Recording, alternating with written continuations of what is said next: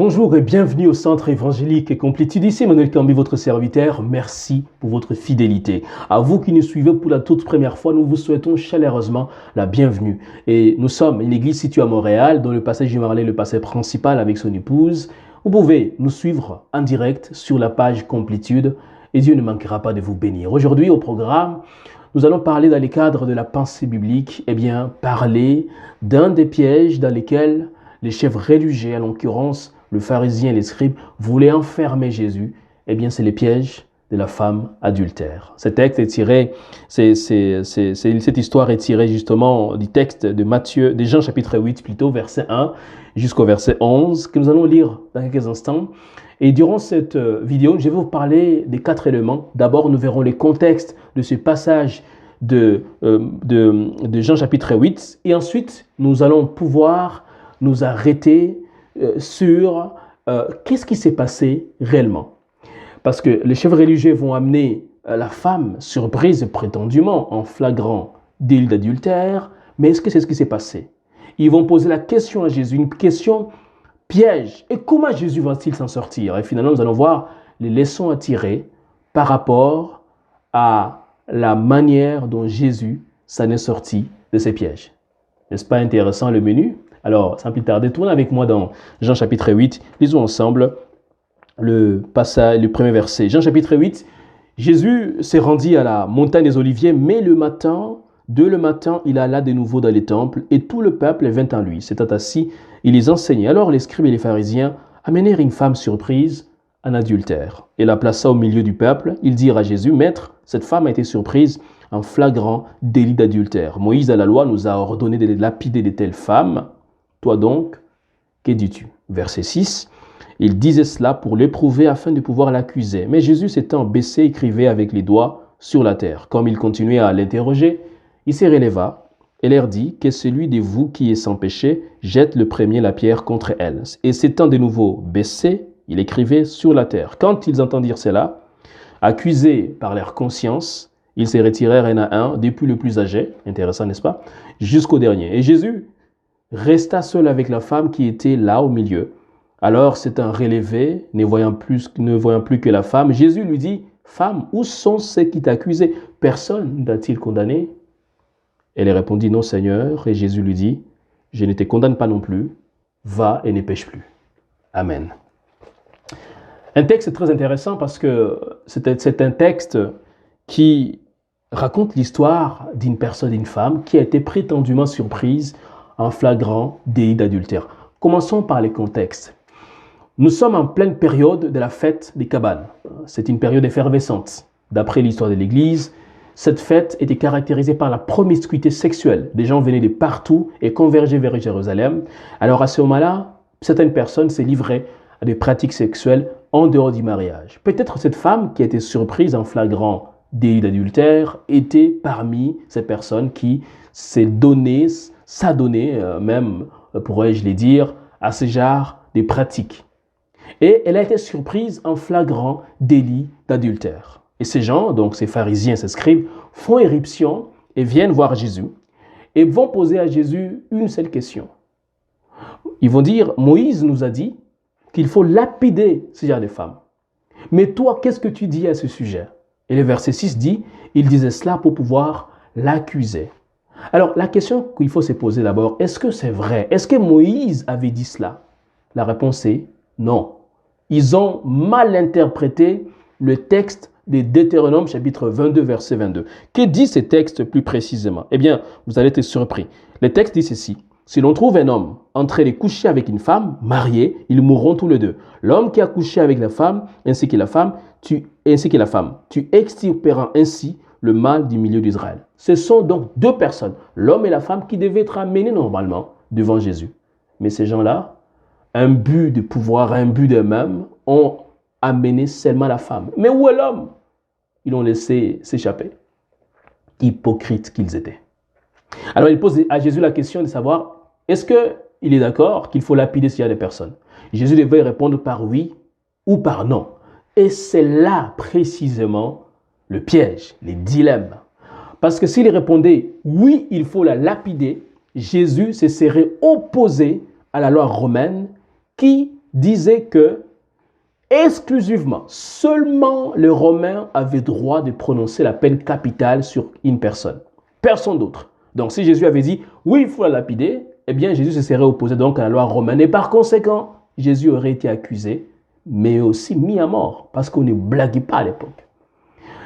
Si Jésus répondait en revanche, non, il faut la libérer, eh bien Jésus se serait opposé à Moïse, qui avait dit qu'il fallait effectivement lapider l'homme et la femme qui avaient couché ensemble dans le cadre du mariage, dans le cadre de extra-conjugal, donc en dehors du mariage. Et Jésus donc se serait donc opposé à Moïse, le plus grand législateur d'Israël. Et il aurait été par conséquent considéré comme étant un faux prophète. Donc c'est un piège tellement subtil qu'ils lui ont tendu subrepticement ces gens, ces chefs religieux. Et justement, comment Jésus va-t-il répondre? Et ça c'est magistral. Jésus répond par une question. Avant d'y arriver, il va juste écrire par terre. Et qu'est-ce qu'il a écrit? Oh, à ce sujet, tellement de théories ont été avancées.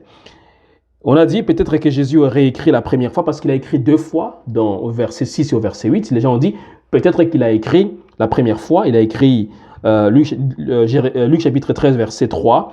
Non, je vous dis, mais si vous ne changez pas d'attitude, vous périrez de même. Et la deuxième fois, il aurait écrit Jérémie 17, verset 3. Ceux qui se détournent de moi sont inscrits sur la terre, littéralement sont inscrits dans la poussière, car ils ont abandonné la source d'eau vive qui est l'Éternel. Mais est-ce que c'est ce que Jésus a écrit?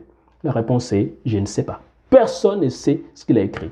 Le plus important en réalité, ce n'est pas ce qu'il a écrit, c'est ce qu'il a dit. Parce que c'est ce qu'il a dit qui a provoqué une réaction vis-à-vis de ces chefs religieux. Justement, qu'est-ce que Jésus a dit? Le verset 7, toujours de Jean chapitre 8 que nous avons lu. Comme il continue à l'interroger, il s'est redressé à leur dit que celui d'entre vous qui est sans péché jette le premier la pierre contre elle. Réaction, verset 9. Quand ils entendirent cela, accusés par leur conscience, ils se retirèrent un à un, à commencer par le plus âgé et jusqu'au dernier. Jésus resta seul avec la femme qui était là au milieu. Ces gens se sont sentis coupables. Probablement, ils eux-mêmes étaient coupables de ces péchés d'adultère dont ils avaient accusé la femme. Et c'est pour cela qu'ils se sont retirés un à un jusqu'au dernier. La question que je me pose, c'est comment Jésus a-t-il su? Comment Jésus a-t-il fait pour poser la question au lieu de répondre à la question de ces chefs religieux? Nous, on aurait été tentés de dire, oui, il faut la lapider, ou non, il faut la libérer. Mais Jésus ne va pas tomber dans ces pièges. Il va répondre par une question. Et qu'est-ce qui a aidé Jésus à répondre ainsi? Je vous dirai 4 choses.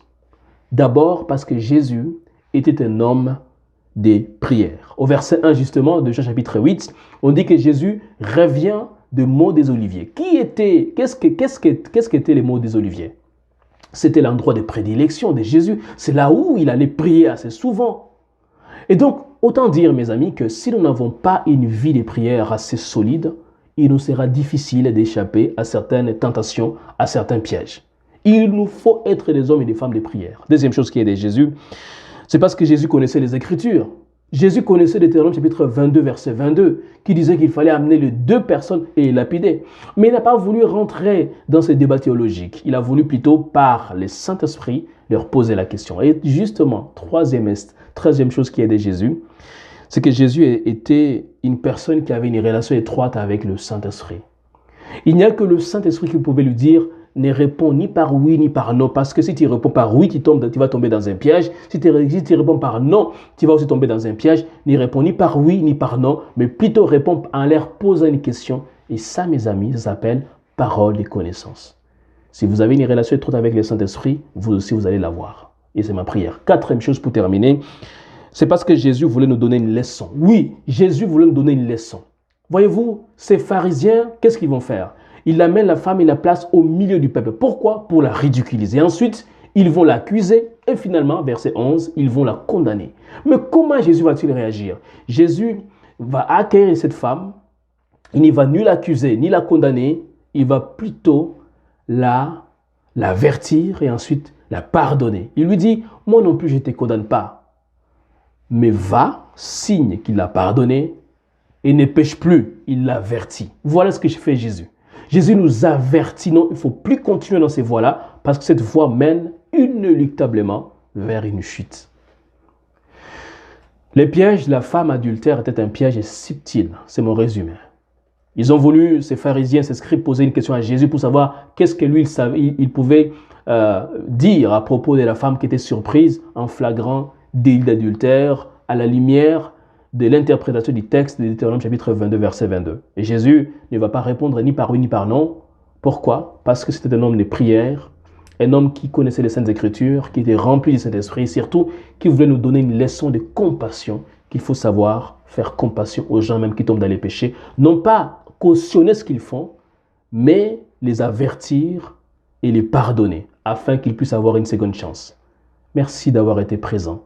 Que le Seigneur vous bénisse abondamment. On se voit très prochainement pour un autre sujet.